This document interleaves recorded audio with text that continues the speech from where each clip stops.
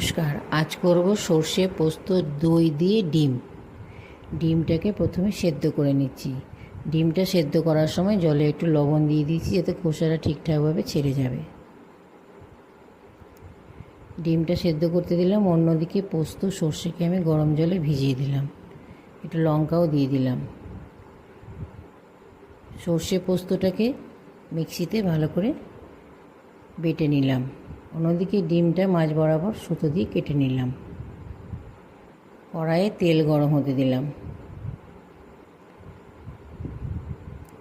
তেল গরম হলে হলুদ আর লবণ দিয়ে দিলাম।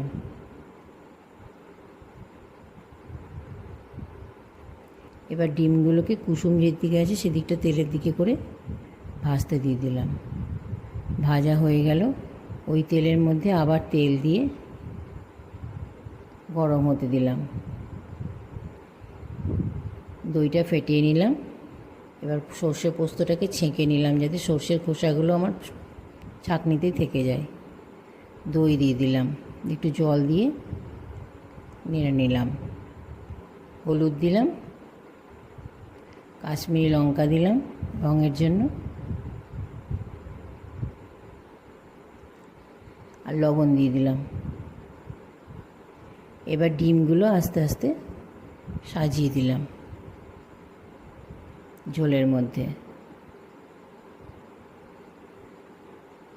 আর উপর থেকে একটু তেল ছড়িয়ে দিলাম। একটা কাঁচা লঙ্কা দিয়ে দিলাম, দিয়ে ঢেকে দিলাম। তৈরি হয়ে গেল রান্নাটা।